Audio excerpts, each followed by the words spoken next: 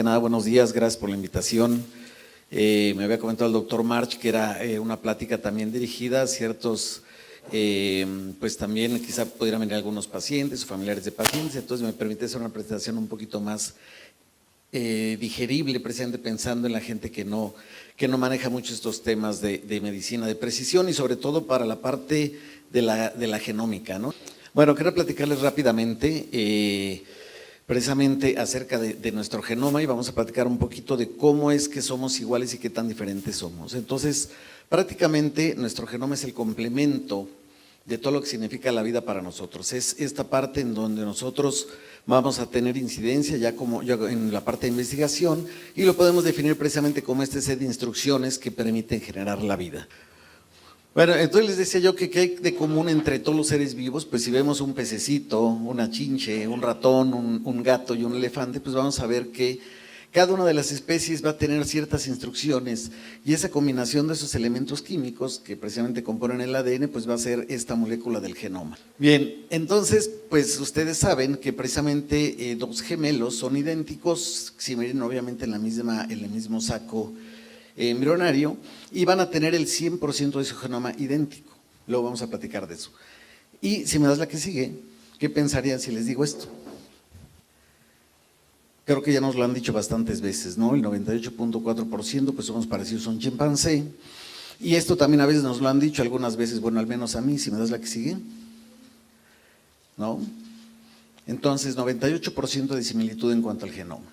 Y pues también esta, ¿no? La que sigue y la que sigue, si quieres. Entonces también muy parecidos a un nematodo en el 74% y pues con un plátano 50%. Es decir, estas instrucciones precisamente nos van a permitir tener esa especificidad y esa característica de ser lo que somos como humanos.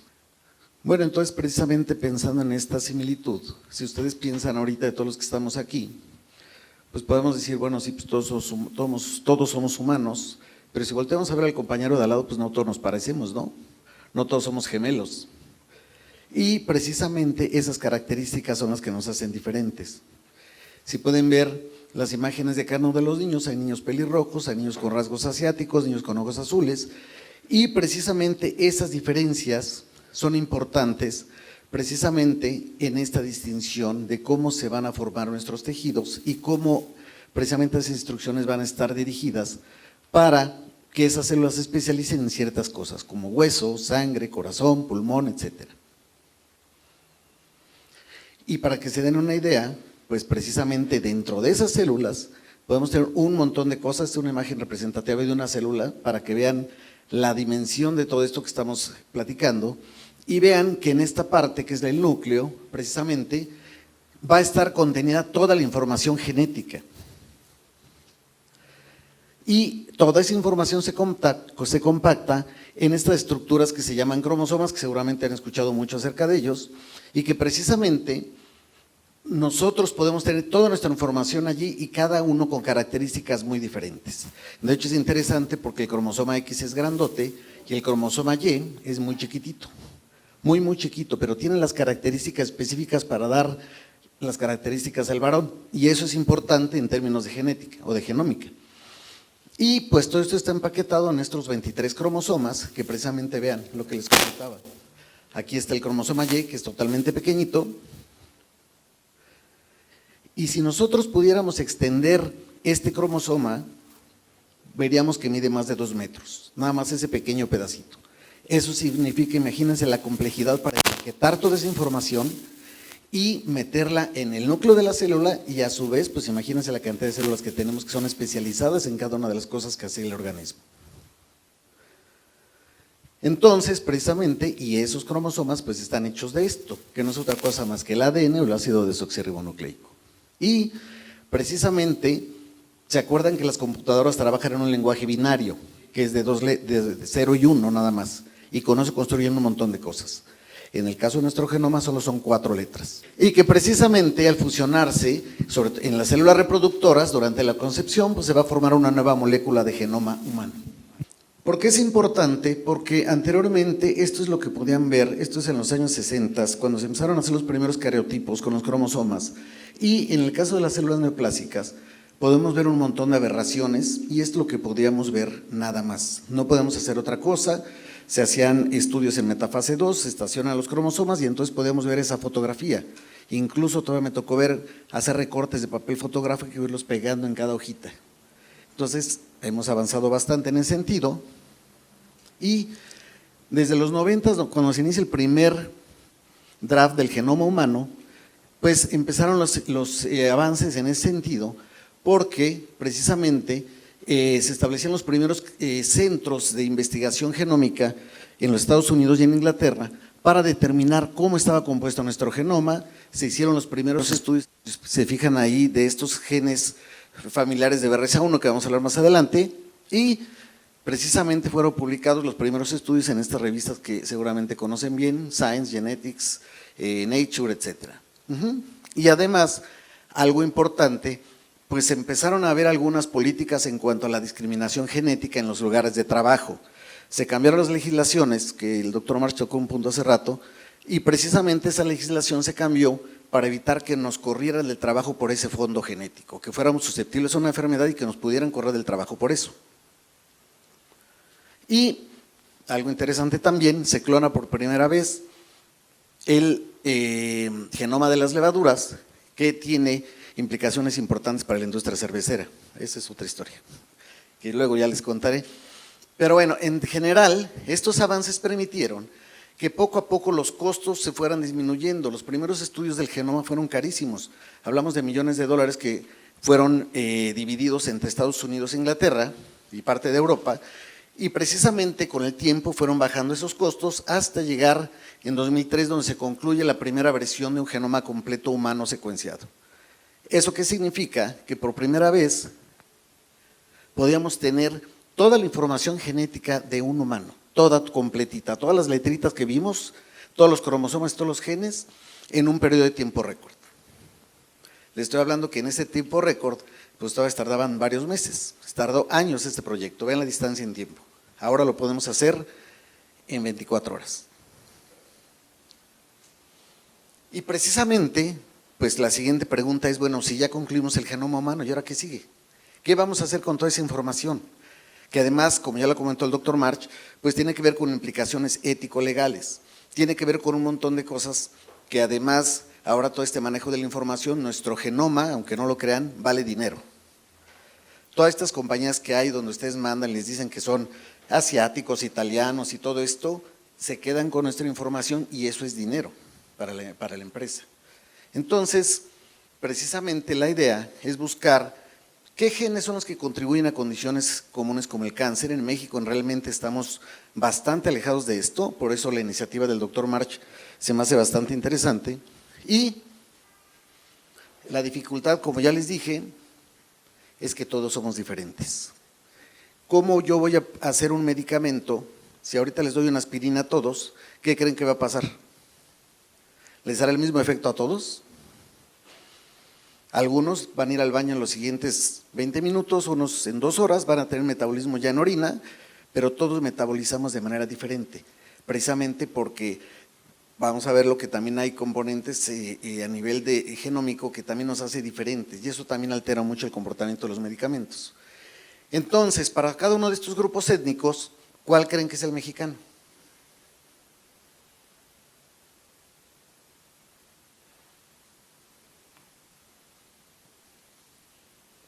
Ya sé que me...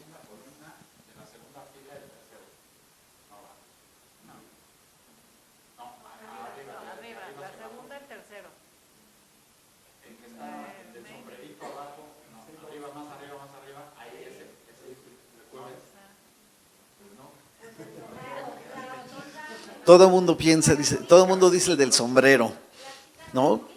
Entonces, exactamente. Entonces, ese es un factor. Entonces, si se fijan, esta complejidad, nada más de verlos nos podemos dar una idea, y nos dimos una idea por la indumentaria, pero nos parecemos mucho. Incluso, vean, este puede ser cualquiera de nosotros, pues si es mexicano, ¿no? O esta niña que es del norte de Puebla, y que pareciera que tiene rasgos asiáticos. Entonces, bueno, en fin, estas diferencias genéticas pues precisamente hacen que esto se complique todavía más. Esta diferencia, perdónenme, voy a regresar una. Entre el 0.1 y el 0.3% es lo que nos hace diferentes. Antes se les conocía como polimorfismos, ahora ya la nueva nomenclatura dice que son variantes.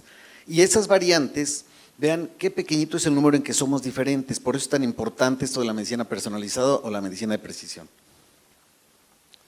Si hiciéramos un ejercicio, eso es así como lo vemos nosotros cuando estudiamos esto, y ese cambio en una letra puede hacer la diferencia entre salud y enfermedad o el efecto que van a hacer ciertos fármacos.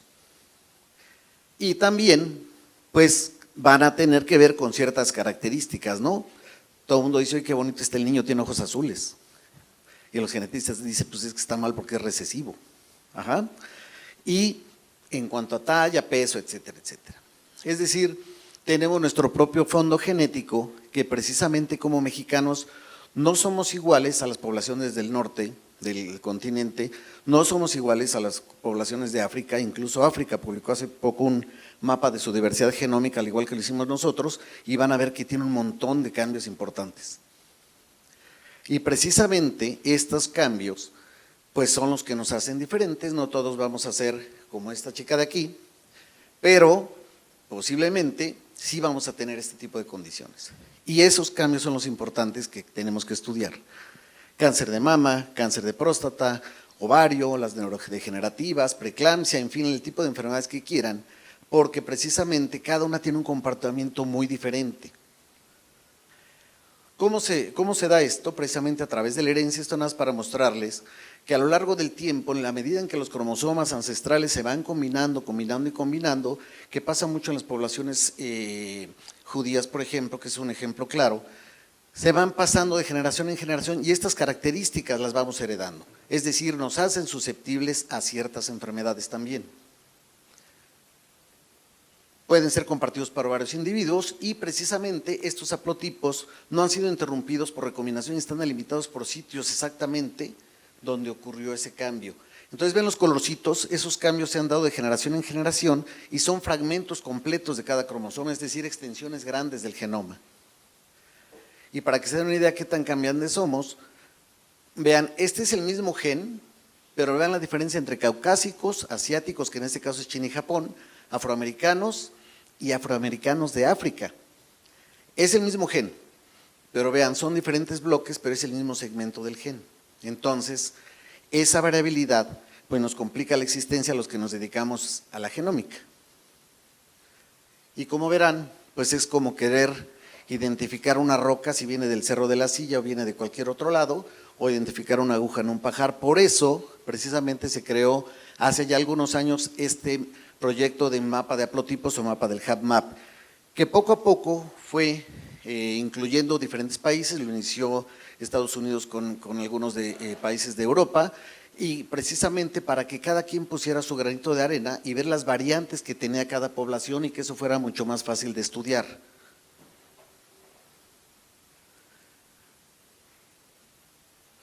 Entonces, bueno, ya les platiqué un poco de esto. No es lo mismo de todos los que estamos sentados aquí, si hiciéramos un análisis ahorita, pues algunos vamos a tener una variante GG, una GA y una AA. Y quizá muchas de estas variantes, quizá las que son dobles, por ejemplo, con una letra idéntica, puede ser que no tengan problema. Pero ¿qué tal que la hace la variante de riesgo? Entonces, el de en medio tiene un riesgo intermedio y el de al lado tiene un riesgo completo. Entonces, precisamente en uno de estos ejemplos de cómo estoy avanzando y gracias al avance de la medicina personalizada, pues hemos podido encontrar un montón de genes que en el caso del metabolismo de folatos es importante porque están relacionados con los problemas de retraso mental en los bebés. Gracias a los avances en estos genes y que conocemos cómo están estas características de riesgo, sabemos ahora que muchos genes del metabolismo de folato están asociados a estas enfermedades en diferentes segmentos. Eso que ven ahí con numeritos, esto que ven aquí con numeritos significa que todos estos genes están relacionados en esta posición, vean las letras cómo van cambiando y en cada posición de ese segmento de los genes. ¿Por qué es importante? Porque entonces ahora yo a los niños no le puedo dar una dieta como a un niño normal. Cuando les hago el examen yo les puedo dar una dieta específica que incluya o no incluya ciertos alimentos para poder incidir en ese sentido. Otro de los puntos importantes es por ejemplo, es de los primeros historias de éxito gracias al mapa de haplotipos donde se identificaron variantes de riesgo Y en este caso la degeneración macular, gracias a esto se empezaron algunos tratamientos y nuevos abordajes para la prevención de la enfermedad que provoca obviamente ceguera. Este fue publicado hace algunos años en Science. Y esto un poco lo que les platicaba, sobre todo para la fenilcetonuria, pues el hecho de tener el tamiz metabólico, pues obviamente nos ha dado grandes avances. Y esto está relacionado con esto que platicábamos de los folatos. Porque ahora sabemos, con esta muestra de sangre del bebé, que se lo tomamos en el taloncito en los primeros días de nacido, podemos tener un montón de información genética que podemos obtener del bebé desde etapas tempranas, sin, en muchos casos, tener que guardar el cordón umbilical. Entonces, como verán, pues esto ha sido una línea de tiempo en donde la idea es determinar la enfermedad y el componente genético, cuáles son los defectos genéticos y poco a poco ir avanzando hacia el diagnóstico y por lo tanto a la medicina personalizada. Entonces, en el caso particular de cáncer, ya entrando en materia, ¿por qué es importante la medicina de precisión en el tratamiento de cáncer? ¿Qué nos va a aportar? Uno de los graves problemas es que cada paciente es único y puede responder de manera diferente a cada tratamiento. La idea es que tenga un tratamiento selectivo, que tenga mejoras en la sobrevivencia y desafortunadamente no existe contra qué compararlo en muchos casos.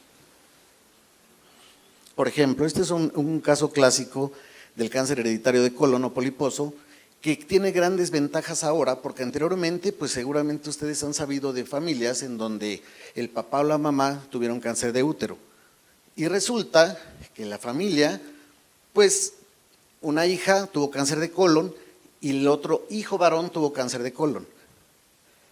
Porque resulta que con los avances en la genómica hemos encontrado que hay genes relacionados a estos rasgos en particular en el seno de familias. ¿Y cuál es la bondad de esto?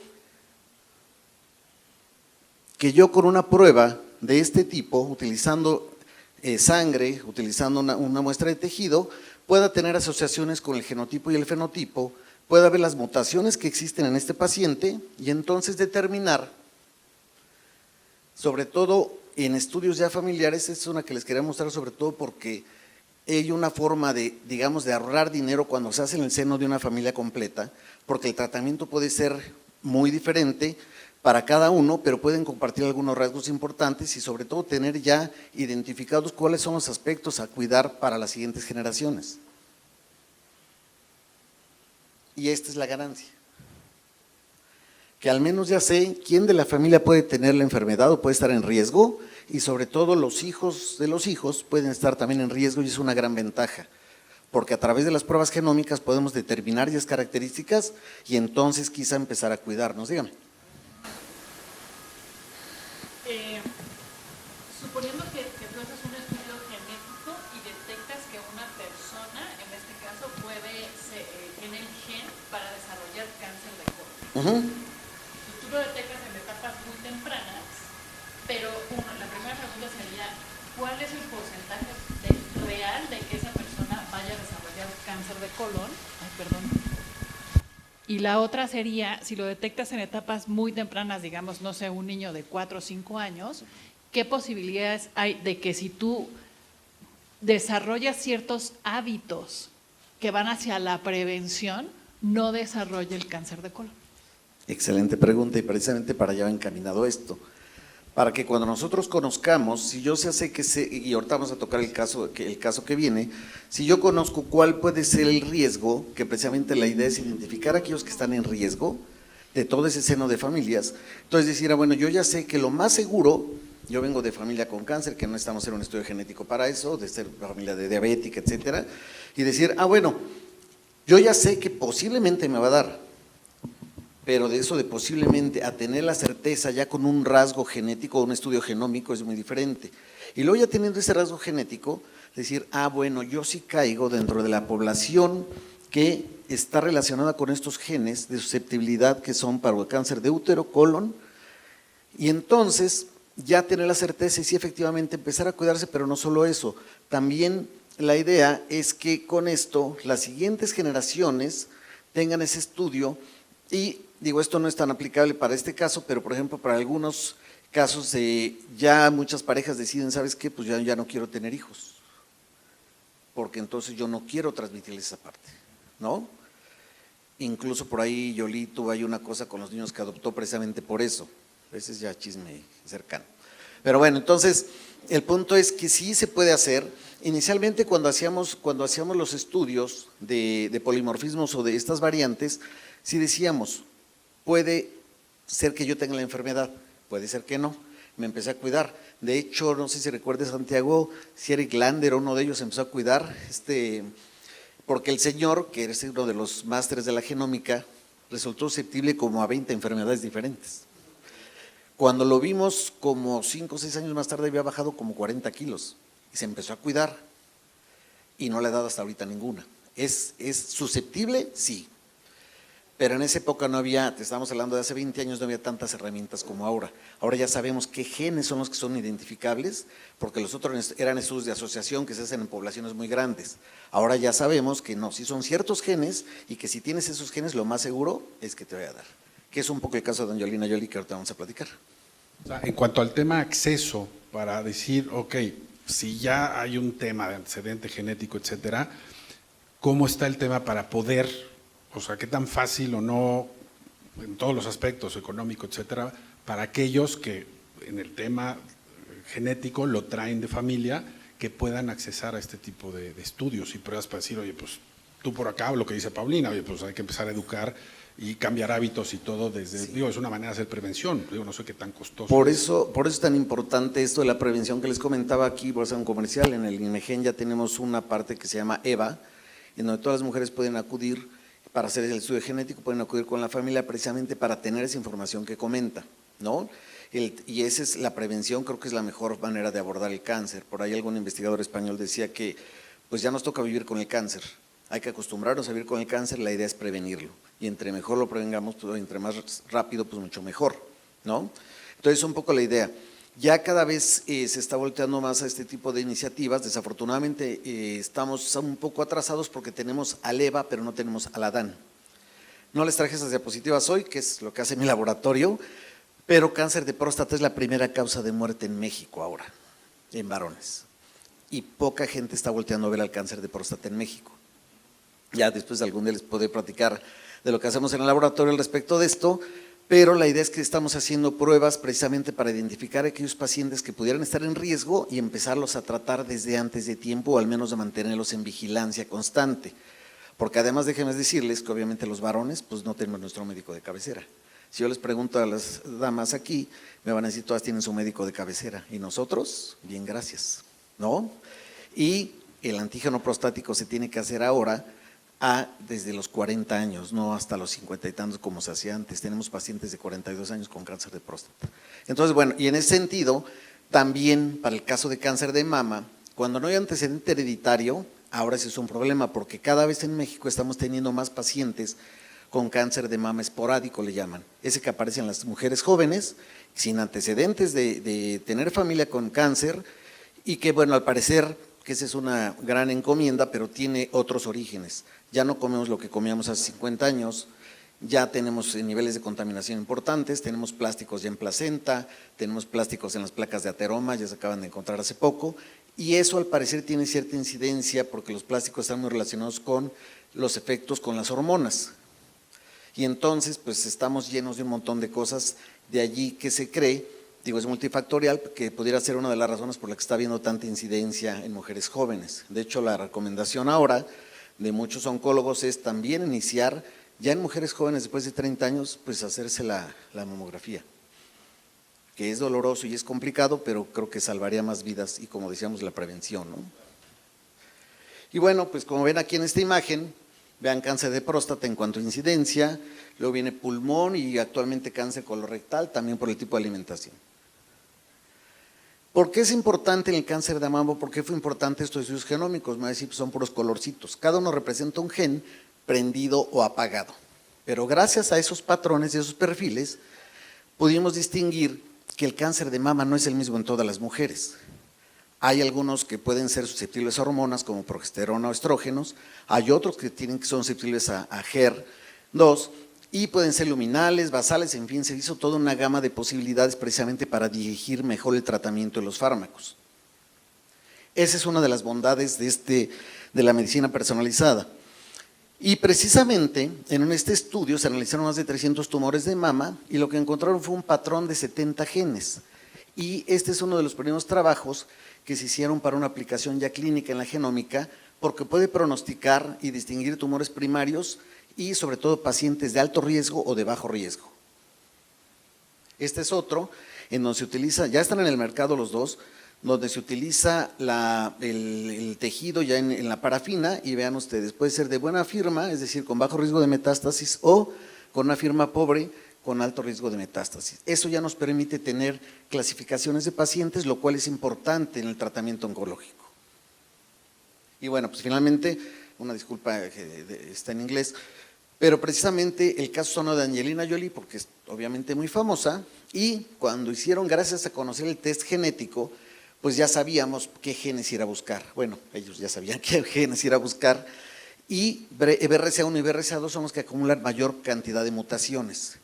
No tanto es el caso de México, porque al parecer tiene que ver con esta cuestión judía, esta cuestión askenazí que le llaman, parece que esta población sí tiene más tendencia a un montón de mutaciones en esos genes. ¿Y por qué le llamaban el efecto Jolie? Porque precisamente esto permitió salvar la vida de un montón de mujeres de diferentes grupos étnicos. Mujeres que tenían también ya mutaciones en BRCA1 y BRCA2 y vean los números, ¿no? Realmente el número de vidas salvadas pues ha sido grande, precisamente por lo que comentábamos hace un momento, la cultura de la prevención. Ella decidió quitarse las dos mamas, hacerse también resección de útero, etc. Y precisamente el problema que ella tenía era en este gen, que es el HER2, los otros dos son para tumores hormonales y gracias a eso pues también se han desarrollado un montón de fármacos. Ahora sabemos que el HER2 ya tiene un fármaco que ahorita les voy a platicar, es el trastuzumab, que ya está en el mercado, y por el otro lado el tamoxifeno para pacientes que son con respuesta hormonal. Recientemente el tamoxifeno está indicado, pero parece estaba teniendo más problemas con cuestiones de trombosis en las pacientes. Entonces también esa es otra de las cuestiones, que la idea de la medicina personalizada trate de tener menos efectos secundarios en el caso del diseño de fármacos.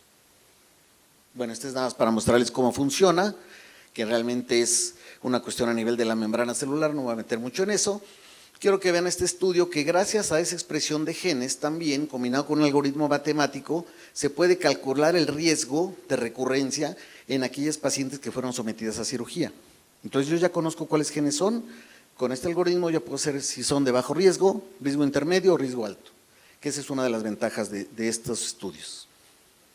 Y bueno, este es nada más para mostrarles que desde la salida del trastuzumab pues han salido un montón de medicamentos y precisamente como les comenté hace un momento, la idea es que estos medicamentos cada vez tengan menos efectos secundarios en las pacientes. Este es otro para cáncer de colon. Uno de los problemas con los tumores es que hacen un montón de angiogénesis, es decir, se llenan de vasitos de sangre, que es la imagen que pueden ver ahí. Con el medicamento la idea es inhibir esa angiogénesis, el medicamento corre por torrente sanguíneo, llega al sitio del tumor y lo empieza a secar hasta hacerlo pequeñito, con buen éxito en estos pacientes. Este es otro para cáncer de pulmón, un poco es la misma idea, a través de los receptores de la membrana, ya identificamos cuáles genes son y entonces va en contra de ese gen y va apagando la actividad del tumor. Este es otro. Gracias a que conocemos estos genes y estas proteínas que se fusionan, pues vean un caso de leucemia mieloblástica, vean cómo las células sanguíneas están prácticamente destruidas y con este medicamento, que ya también está en el mercado, los niños tienen un 90% de efectividad en el tratamiento y vuelven a tener otra vez una vida normal. Y gracias a estos patrones de expresión, otra vez puntitos rojos pueden ser genes prendidos o apagados, puntitos azules también, un montón de genes, pero pudimos definir los diferentes tipos de leucemia. Antes los niños morían precisamente porque no había un tratamiento adecuado, se les daba el mismo tratamiento a todos los niños. Gracias a este tipo de cosas podemos saber ahora que la leucemia se clasifica en 3 tipos y que pueden tener precisamente un 80% de éxito con el tratamiento adecuado. Cada uno de los medicamentos va para ciertos tipos de genes y ahora sabemos precisamente que estos pacientes van a tener un gran éxito precisamente porque tienen el medicamento adecuado, que antes no sucedía. Entonces, este es el cambio ahora en el paradigma del cáncer, la visión genómica del cáncer. Antes, pues las muestras se tomaban, el patólogo no puede ver más que lo que alcanzan a ver sus ojos, y de hecho hay discrepancia entre un patólogo y otro, pero a nivel molecular nosotros podemos ver muchas cosas desde antes de que el patólogo las vea, que esa es una gran ventaja de la medicina personalizada. Vean ustedes, esta para mostrarles ahora lo que conocemos ya como biomarcadores moleculares, están todos los que les mostré de cáncer, para mama, están otros para colon, pulmón, melanoma, y ya muchos fármacos en el mercado que ya se desarrollaron precisamente para este tipo de cáncer. Entonces, lo que intentamos hacer es precisamente buscar esos biomarcadores que están afectando a nuestra población. Como ya vimos, los mexicanos, pues sí caminamos en dos piececitos y todo, y somos bonitos, pero no somos iguales a los norteamericanos, a los africanos o a los europeos. Y entonces, por eso es importante buscar estos cambios que se dan en nuestra población y que precisamente nos ayuden a evitar este tipo de enfermedades o a prevenirlas. Aquí también viene otra cuestión, ¿se acuerdan que les comentaba de la aspirina? Sí. No todos vamos a metabolizarla igual. Un ejemplo más tácito es cuando tomamos alcohol. Algunos se ponen jarras con un poquito y otros aguantan 2 botellas, ¿no? Entonces, eso pasa también con los fármacos, y precisamente la medicina de precisión lo que busca es que tengamos estas características para saber si al paciente le voy a dar 2 pastillas, una, o mejor no le doy nada y no le voy a gastar un medicamento de 40,000 pesos porque no le va a hacer nada. ¿Sale? Y bueno, siguiendo con esta misma idea, pues desarrollamos ahora la parte de la farmacogenómica, y ya hay instrumentos que nos permiten saber un montón de cosas de la población. Este aparatito, que lo van a ver ahorita más adelante, no sé si vamos a ir a esta unidad, creo que no va, Santiago, pero bueno. Este es un equipo ya viejo, digámoslo así, pero que en ese cuadrito de cristal que pueden ver ustedes ahí, ponemos una gotita de su muestra y nos da un montón de información. Podemos tener más de 60,000 variantes, y que son estas las que nos van a decir si el fármaco nos hace bien o nos hace mal. En términos de población, pues ya hemos visto, sobre todo en efectos con los anticoagulantes, que antes se daban a libre albedrío, y ahora ya sabemos que para los mexicanos incluso nos puede ocasionar la muerte en la dosis que se daba antes. Precisamente, estos desarrollos terapéuticos pues tienen que ver ya con la parte que viene. Ahora vamos a utilizar los genes para contrarrestar enfermedades y también diseño de fármacos para esto. Entonces, la idea es que precisamente el oncólogo tenga más herramientas para poder trabajar. No estamos diciendo que esto va a quitar lo que ya se conoce en la clínica, pero son más herramientas donde el oncólogo va a poder tener más poder de decisión. Últimamente, estos son los últimos avances. Antes se hacía biopsia de tejido, que además es doloroso y todo esto, y ahorita lo que estamos trabajando en el laboratorio, y lo van a ver en un momento, es una cosa que le conocemos ahora como la biopsia líquida. Podemos usar muestras de orina para detección de antígeno prostático y marcadores de cáncer de próstata sin hacerle daño al paciente, y también pues para ver marcadores de todos los tumores que están circulando. Las células tumorales secretan un montón de cosas a la circulación y podemos verlas utilizando simplemente una muestra de sangre. Para allá vamos avanzando. Vean, por ejemplo, es una cuestión que estamos haciendo con las plaquetas. Una vez que la plaqueta recibe la información del tumor, se encuentra en el torrente sanguíneo y nos da un chorro de información de ácidos nucleicos que podemos utilizar para hacer estudios. Y bueno, para que vean que no les estoy contando nada extraordinario, se publicó desde 2015, pero ya hay uno reciente en 2023, donde hicieron secuenciación de nueva generación en plaquetas educadas, lo que les estaba yo platicando, y pueden distinguir perfectamente pacientes sanos de los que están enfermos con un 96% de precisión, simplemente utilizando esta muestra de sangre. Estos que ven aquí igual son genes prendidos apagados, pero ellos pueden distinguir qué paciente está enfermo, cuál está sano y además qué tipo de cáncer tiene.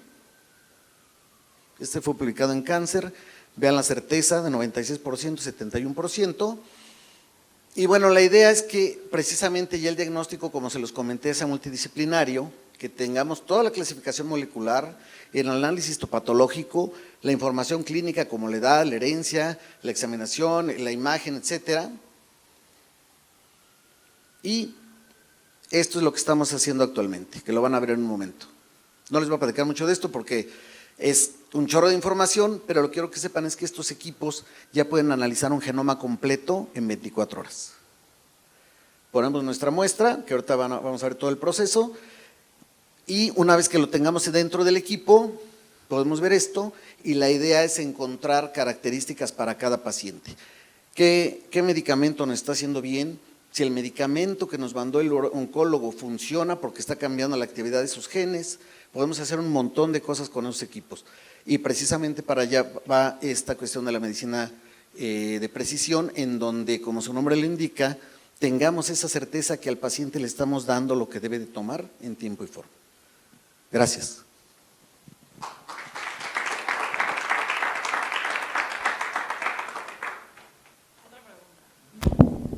En este análisis de todo el ADN, ¿están contemplados todos los tipos de cáncer? Y pregunto específicamente para los cánceres hematológicos, por ejemplo. Ya, sí, ya están, o sea, ya nos puede dar información, porque no importa si llega el paciente y ni siquiera a veces vamos a saber si tiene alguna cuestión o no. Con la pura muestra de sangre, el patrón de genes nos puede decir qué es el comportamiento, cómo se está dando ese comportamiento, y entonces ya decir, bueno, este paciente pues tiene un problema en tales genes que están relacionados con cuestiones hematológicas. Hasta allá llega la profundidad de esto. O sea, estamos avanzando a pasos agigantados, y además los costos. En la primera secuenciación, corrígeme Santiago, pero la primera secuencia creo que costó $20 millones, y ahorita cuesta alrededor de 12,000, 10,000 pesos una secuencia. 3,000 millones, sí. En 2003, $3,000 millones, y ahorita amigos de ellos los consiguen por menos de $800, 400. Hay que ponerse de acuerdo.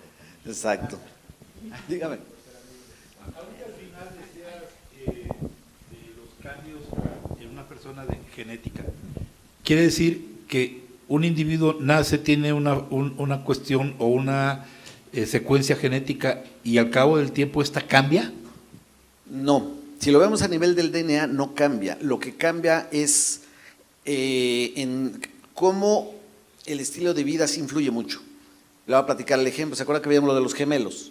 Sí. Hay un experimento muy bonito, que esa es una parte que se llama epigenética, porque es la interacción del ambiente con el genoma, que esa es otra área que también estamos trabajando, y que precisamente nos dice que dos gemelos idénticos viviendo en lugares distantes del mundo, uno de ellos totalmente sano, corredor, haciendo ejercicio, y el otro con todas las comorbilidades que usted me diga, precisamente porque era sedentario, no hacía ejercicio y comía un montón de cosas que no debería.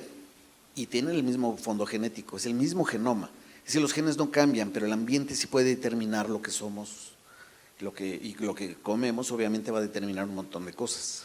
Ok, y perdón si hay otra pregunta. No, adelante.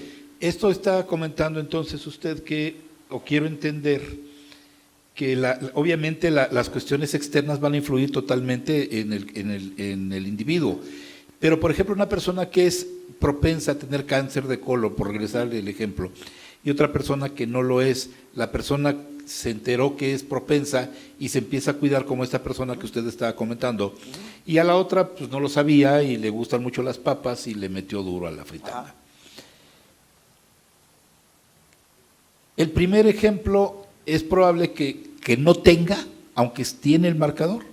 Es probable que no lo desarrolle, porque dependerá de las copias de los genes que tenga. Si tiene un montón de genes con esas características y que se van mutando, esas mutaciones van a hacer que lo más seguro es que lo tenga, que es un poco lo que tenía Angelina Jolie, que ella sí presentaba las características de tener todas esas mutaciones. Pero puede ser que no lo tenga, como lo que habíamos platicado hace rato, puede ser que no lo desarrolle. Pero la idea al menos que si yo ya tengo esa información, voy a empezar a tomar acciones para evitar que me dé, que esa es una de las bondades de esto. Y la otra persona que no tenía el marcador, pero que le metió duro a la fritanga, es probable que sí le dé. Es probable que sí le dé porque es un cáncer esporádico. Es decir, ese no es de origen hereditario, pero pues si le metió duro a las ayudas y demás, pues seguramente sí. Es complicado, es bastante complejo. Es bastante complejo, sobre todo porque los esporádicos son en gente más joven. Los hereditarios se dan ya en cierta etapa de la vida y los esporádicos son en gente más joven, que es lo que también pasa en mama. Yo. Mira, mi nombre es Selene, estoy en Fundación Antes de Partir, en niños con cáncer. A partir de los 2 meses, 3 meses, llegas al hospital y ya están diagnosticados los niños. Las pruebas que les hacen en líquido amniótico a las mamás son después de los 40, porque ya son grandes. ¿Qué está pasando con esas mamás jóvenes que, vaya, salen del hospital los niños porque nacieron y a los 2 meses regresan ya con leucemia? Entonces, yo creo que es importante que desde jóvenes empiecen a manejar ese tipo de pruebas, no después de los 40, porque ya estás grande, ya estás vieja, entonces hay que aplicar esas pruebas. No, pues, no, yo también estoy en los 40, o sea, Sí. por eso lo digo. No, y es importante, de hecho, bueno, ese va a ser comercial también, el doctor Meléndez, nuestro director ahorita está interesado precisamente en un programa de leucemias pediátricas, precisamente abordando este tipo de estrategias, por lo que comenta, porque ya si no estas pruebas, pues ya dejan de tener certeza cuando ya pasa mucho tiempo, ¿no? Entonces la idea es que precisamente la cultura de la prevención la empecemos a manejar para que estas cosas no sucedan, ¿no? Sí. Dime. Pues muchísimas gracias, doctor Mauricio. Yo tengo 2 preguntas. Una es, bueno, esta medicina de precisión, por lo que nos comentaba, pues veo varios beneficios, ¿no? Desde la identificación, en el alto riesgo de metástasis, recurrencia, por ejemplo, el desarrollo de mejores de tratamientos, la prevención a la familia. La primera pregunta es, si usted nota, por todos los años de experiencia que lleva también en su farma, si hay más alcances además de esto y sobre todo también sobre las limitaciones. Al final yo creo que nos los pintó justamente como la medicina de la precisión es el futuro de la medicina, pero a mí me surge la duda si al final, como estamos tratando con biomarcadores genéticos, ¿qué tanto también puede provocar, no sé, un desarrollo de una nueva enfermedad o quizá esto se va a erradicar en un futuro con esta medicina de la precisión? No, la respuesta es precisamente, claro que tenemos un montón de cosas que tenemos que ir aprendiendo en el camino. En la imagen que les presenté acerca de los medicamentos, desde que se diseñaron los primeros para cáncer de mama en los 90s hasta ahora, pues han modificado, y si te fijas los nombres hasta se parecen. En un evento que estuvimos el fin de semana en Monterrey precisamente mencionaban que efectivamente todos los pacientes van a tener un efecto secundario, sequedad de boca, diarrea, un montón de cosas. El problema está precisamente en que vamos avanzando y el desarrollo de estos nuevos fármacos, precisamente la idea es que vayan quitando esos efectos secundarios y tengan todavía más ataque hacia el tumor. Esa es un poco la idea. Obviamente en ese camino, que es bastante largo, pues hay un montón de tropiezos, porque muchos de estos estudios son de un montón de poblaciones, o sea, grandes estudios por las farmacéuticas, pero obviamente pues sí hay ciertas características nuestras que precisamente habría que explorar en ese sentido. Entonces, que era una de las preguntas que le hacían a uno de los investigadores, bueno, y entonces eso funciona bien allá con ustedes, pero ya acá con nosotros, ¿cómo va a estar la cosa, no? Y la idea es que conociendo este fondo genético sí podamos abordar ese tipo de problemas. Por ejemplo, un trastuzumab, pero más tropicalizado a los mexicanos, porque a lo mejor, pues, y bueno, ya pasa con muchos fármacos, ya traen la leyenda, si usted tiene la variante tal, no lo consuma o consuma más de esto porque usted necesita más de este fármaco. Pero para eso necesitamos conocer e identificar las características propias de cada individuo para saber qué es lo que le podemos dar o el oncólogo le puede prescribir, porque esto se da en general a la población, pero ¿cómo sabemos que está funcionando? El oncólogo lo que ve es que pues a lo mejor se detuvo el tamaño del tumor o va disminuyendo o los marcadores empiezan a disminuir, pero eso es en un paciente, ¿no? Entonces habría que ver el contexto y estos estudios son bastante grandes y hacen estas tablas de comparación en poblaciones bastante grandes con buen resultado. Entonces para allá va caminando esta cuestión, pero va a un paso bastante lento. Y se invierte millones de dólares en la farma, sino que nos diga aquí el doctor Santiago para eso. Sí, adelante. Gracias. Bueno, hasta donde sabía, pero obviamente ustedes son los expertos, hay un animal que es la rata topo desnuda, o no me acuerdo cómo se llama, que parece ser que era la única hasta hace poco que no desarrollaba cáncer. ¿Se va a poder en algún momento alterar nuestra genética, digamos, estudiando a esta rata, decir, bueno, no desarrolla cáncer, podemos hacer algo con estos genes y que en algún futuro alteremos este genoma y no desarrollarlo? Sí, mi respuesta es sí. Obviamente estamos lejos todavía de eso porque esta es una cosa que seguramente escucharon hace tiempo que se llama CRISPR-Cas, que es la edición genética. Yo puedo editar los genes con unas tijeritas, cortarlo y cuando lo corto yo puedo insertar un gen y es lo que están trabajando con algunos ratones o algunas especies. Por ejemplo, con el pangolín que no desarrolla COVID, por ejemplo, o cosas de ese estilo. Entonces están haciendo ese tipo de estudios cortando y pegando genes para ver si funciona y entonces ya tener esas características. Y allí viene la contraparte, las cuestiones bioéticas, porque ese tipo de cosas, que por cierto metieron a la cárcel a un chino por allá en japonés por andar haciendo eso con unos gemelos, y fue toda una polémica, lo pueden ver por ahí en internet, precisamente porque se le ocurrió hacer todo esto, ¿no? Y obviamente no hay permisos, o la cuestión de la bioética es importante, experimentar en humanos ya es otra historia. Y lo que hizo fue algo parecido a lo que me comenta, agarró estos ratoncitos, cortó, pegó, los insertó y los gemelos muy bien, pero pues infringió las reglas de bioética que tienen que estar presentes para todas estas cosas. Gracias.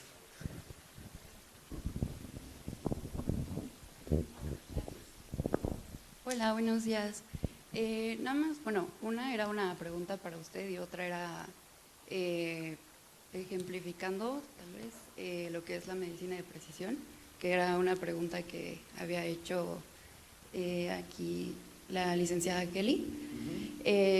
O sea, la medicina de precisión tiene un alcance bastante grande, de hecho creo que es un estudio de Estados Unidos que menciona que la medicina de precisión se puede hacer desde que va a nacer una persona o desde la maternidad, digamos, de que una señora quiere estar embarazada y puede abarcar desde ese momento, o sea, ya sea con las pruebas diagnósticas que ahorita contamos, que es como el tamiz metabólico, digamos, es un ejemplo, pero hay justo mapas de genotipos y haplotipos que pueden decir o sea, como ciertas predisposiciones, o sea, no significa que sea del todo al 100% que lo voy a desarrollar o no, pero igual dar un diagnóstico o probables diagnósticos puede ser desde niños, pero también en etapas adultas.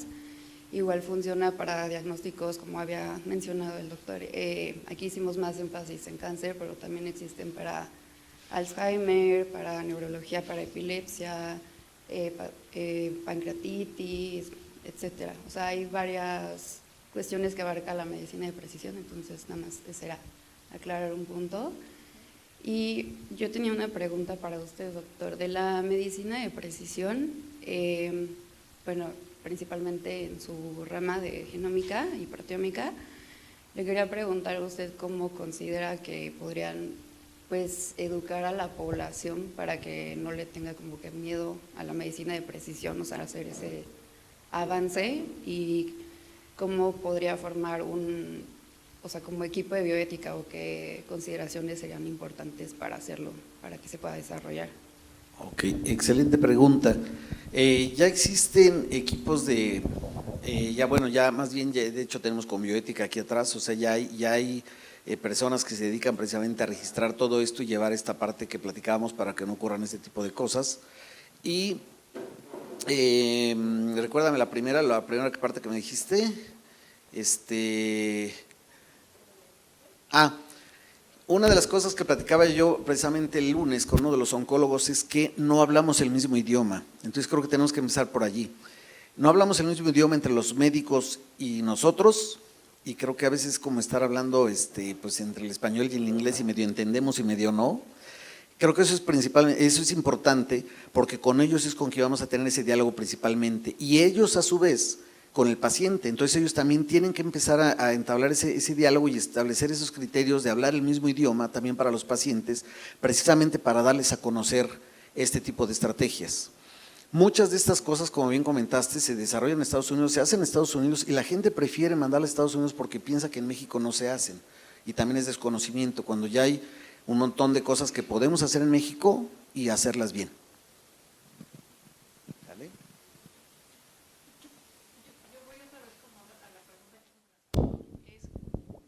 ¿Cómo podemos hacer para que esto sea accesible no al privado, no a la gente que se atiende en privado, sino a la gente que se atiende en los sistemas públicos? porque empezando porque hay protocolos, empezando porque hay guías de atención, empezando porque cada oncólogo o hematólogo pues más o menos decide qué es lo que es lo mejor para el paciente y partiendo de los medicamentos que tiene disponibles en el hospital, ¿no? Que ese es otro tema. Pero ¿cómo podemos hacerle la vida más fácil a los médicos? Porque al final del día creo que esto es como un círculo virtuoso. O sea, tú detectas qué medicamento le puede caer bien a ese paciente, se compra ese medicamento en específico y entonces ya no estás en un círculo donde estás probando a ver qué medicamento le va a caer bien al paciente o con cuál va a entrar en remisión, más aparte todas los efectos secundarios que tienen además estos nuevos medicamentos, ¿no? Sí. Como lo han abordado precisamente, bueno, al menos en Estados Unidos, que los meten a precisamente esos protocolos clínicos y el medicamento es gratuito.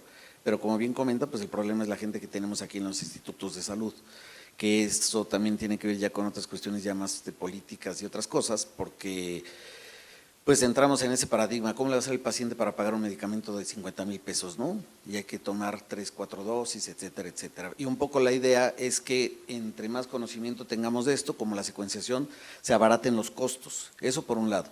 Y por el otro, bueno, déjenme decirles, desde nuestra trinchera, nosotros lo que queremos hacer precisamente es tratar de hacer pruebas genómicas a bajo costo y que precisamente nos den información suficiente al menos para que el paciente no lo manden a una segunda ronda de biopsias, que eso ya es una ganancia enorme. Entonces, en eso estamos trabajando en el laboratorio, tratando de hacer una prueba de diagnóstico de próstata para que el paciente en una muestra de orina le podamos decir, ¿es candidato o no es candidato a biopsia? Porque los pacientes sufren mucho con la biopsia transrectal. Hay hematuria, hematospermia, dolor, etcétera, etcétera, y muchos no regresan a la segunda ronda de biopsias. Y con esta prueba podemos detectar si el paciente tiene cáncer o no antes de que el patólogo la vea, que esa es una gran bondad.